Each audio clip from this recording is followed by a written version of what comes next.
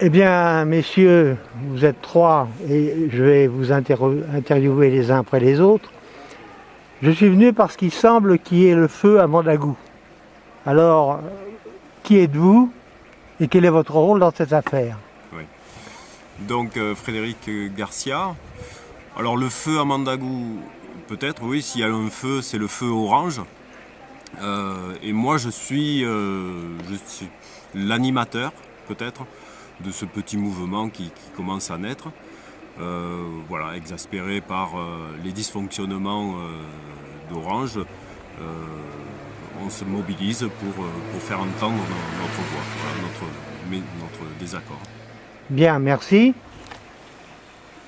Allons-y à nous. Bernard Piot, habitant de Mandagou et accessoirement instituteur dans cette école. Nous sommes accueillis aujourd'hui.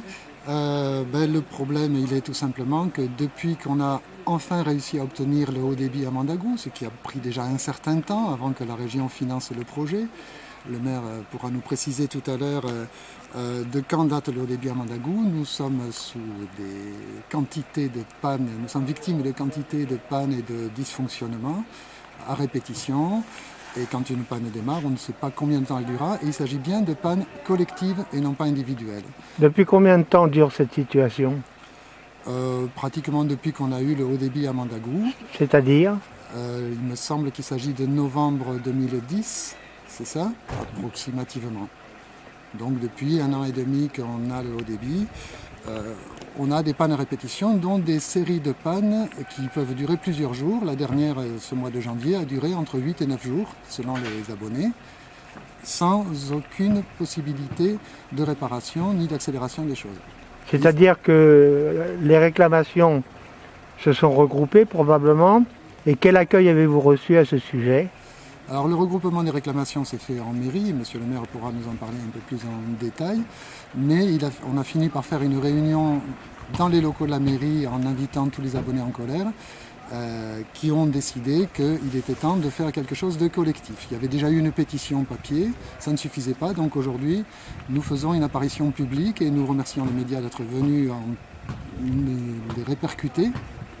Et nous espérons que nous n'aurons pas besoin d'aller plus loin dans l'escalade des réactions. Bien, merci. Monsieur le maire, oui, la parole vous appartient. Christian Pralon, donc maire de Mandagou. Donc je confirme ce qu'ont dit Frédéric et Bernard. Donc depuis l'installation donc en novembre 2010, donc, qui a été assez laborieuse au départ, il y a eu une petite période de 6 mois où le fonctionnement a été à peu près correct. Ensuite, depuis juillet 2011, donc on a eu la première panne donc, de 6 jours aux alentours du 14 juillet. Et ensuite, chaque mois, donc, il y a des coupures, dont la dernière coupure au début janvier, là, du 8 jours consécutifs, sans Internet et sans téléphone, pour la majorité des habitants de la commune. Donc je soutiens leur réclamation, parce que forcément, ils sont excédés. Quand on appelle le 3900, on a un accueil qui ne correspond pas à ce qu'attendent les abonnés, puisque souvent on incite les gens à tout débrancher, à changer de matériel, ou ce qui n'est absolument pas adapté à la situation, puisqu'il s'agit de panne générale. Et donc la mairie a sans arrêt des réclamations et qu'elle s'efforce de répercuter, mais on a du mal à avoir un interlocuteur pour pouvoir parler de ce genre de problème. Oui. Vous êtes une petite commune, nichée au fond des Cévennes, donc évidemment avec des moyens limités quelque part.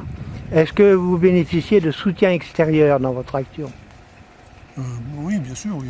Enfin, au Conseil général, déjà l'installation a été possible grâce au financement du Conseil général et de la région, sinon on n'aurait toujours pas Internet, c'est certain. Ensuite, oui, on a des soutiens par le Conseil général, ou le Conseil général du secteur ou le Conseil général.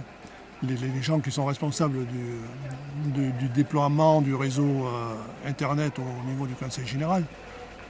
Mais sinon, à France Télécom, on a beaucoup de mal à avoir des renseignements sur le pourquoi de ces problèmes. Est-ce que vous avez... Oui, là il est clair que vous manquez de renseignements, vous manquez d'informations de la part de votre interlocuteur qui est Orange. Ben oui. Oui, c'est très difficile d'avoir des renseignements. Vous avez une Depuis explication là-dessus? depuis 6 mois, on n'a pas d'explication valable de pourquoi il y a des coupures régulières où l'ensemble de la commune est en panne. Alors vous, l'animateur en chef, vous espérez être entendu au travers de cette manifestation? Enfin, oui, ça c'est... Oui, bien sûr, sinon on ne bougerait pas. Oui, on veut que ça change, on veut que... Et alors, si les choses ne se passent pas comme vous l'espérez? Ben, je pense que de toute façon, c'est l'article 1147 du Code civil qui stipule qu'on a droit à l'accès Internet. Donc on est dans notre droit, donc je ne vois pas pourquoi on n'aurait pas gain de cause. Ça mettra peut-être un peu de temps, mais on est décidé et on ne lâchera pas l'affaire. Monsieur le maire, est-ce que dans votre commune, vous avez des gens qui sont soit des professions libérales, soit des entrepreneurs, des artisans, des commerçants, qui sont gênés par cette situation, et je dirais même plus que gênés? Mais bien sûr, et de toute façon, tous les commerces, il y a plein de gens qui travaillent avec Internet. Donc, au XXIe siècle, il me semble que Internet, ça représente une chance pour pouvoir travailler justement dans nos pays un petit peu, disons, isolés. Et donc c'est pas la peine de faire des grands discours en haut lieu sur la ruralité et sur ce genre de choses si on ne met pas les moyens pour développer Internet. Bien, monsieur l'instituteur, vous qui vous occupez des jeunes, l'avenir? C'est pas tout à fait la bonne période en ce début 2012 de commencer à dessiner l'avenir. Beaucoup d'incertitudes. En ce qui concerne le problème très local de notre difficulté d'accès à Internet, je pense que le problème va être résolu grâce à la bonne volonté des services d'Orange qui, pour une fois, vont avoir à cœur d'accomplir leur mission, non seulement de vente d'accès Internet, puisqu'ils nous le font payer, mais en plus, il y a peut-être une dimension de service public, de service à la population. Et j'espère que mon sourire sera reçu en haut lieu. Eh bien, moi aussi, et je vous remercie tous les trois pour cette interview qui passera bien entendu sur le blog, comme vous le savez. Merci à vous trois. Merci. Merci. Merci.